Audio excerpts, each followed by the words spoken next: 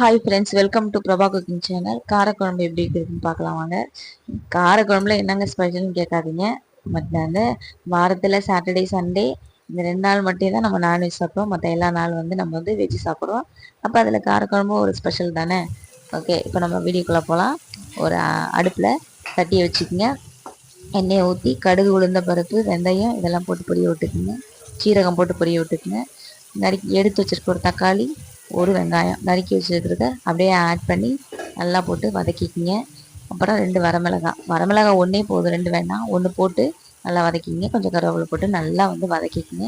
இதுலேயே நம்ம எடுத்து வச்சுருக்கிற முருங்கைக்காய், அப்புறம் உருளைக்கிழங்கு, மாங்காவும் இருக்குது. அதை வந்து நம்ம லாஸ்ட்டில் சேர்த்துக்கலாம், ஏன்னா அது குழஞ்சிரும். அதனால் அதை லாஸ்ட்டில் சேர்த்துக்கலாம்.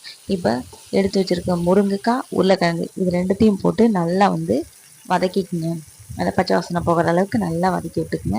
வதக்கி விட்டுட்டு அதுக்கப்புறம் நம்ம எப்போதும் போல் நம்ம குழம்பு அரைச்சி வச்சுருக்க மிளகாத்தூள் 3 டேபிள் ஸ்பூன் சேர்த்து நல்லா அந்த பச்சை வாசனை போகிற அளவுக்கு நல்லா வந்து வதக்கி விட்டுக்குங்க.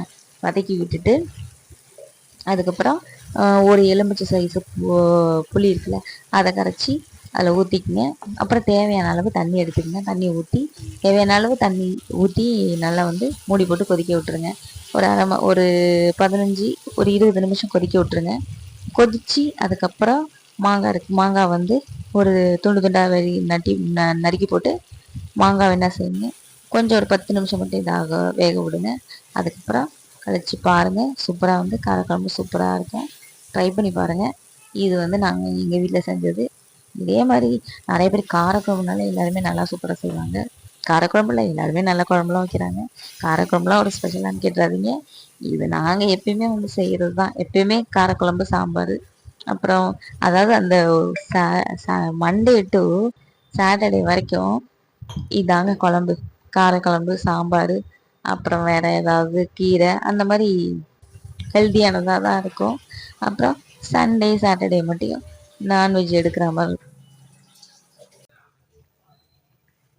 இந்த மாங்காய் போடுற ஸ்டேஜ் இதெல்லாம் முடிச்சுட்டு லாஸ்ட்டாக கொஞ்சம் எங்கள் அம்மா குழம்பு வச்சு என்ன பண்ணுவாங்க, நீ பாதி அண்ணன் பாதி அப்படியே போட்டுருவோம். அப்படிதான் எங்கள் அம்மா போடுவாங்க. அவ்வளோதாங்க. கருவேப்பிலை, கொத்தமல்லி போட்டு லைட்டாக கொதிக்கிட்டு இறக்குனா சூப்பரான ஒரு கார குழம்பு ரெடி ஆகிடுச்சுங்க. இந்த வீடியோ உங்களுக்கு பிடிச்சிருந்தா லைக் பண்ணுங்கள், ஷேர் பண்ணுங்கள். இது வந்து எங்கள் அம்மா வைக்கிற மெத்தடு. நீங்களும் ட்ரை பண்ணி பாருங்கள்.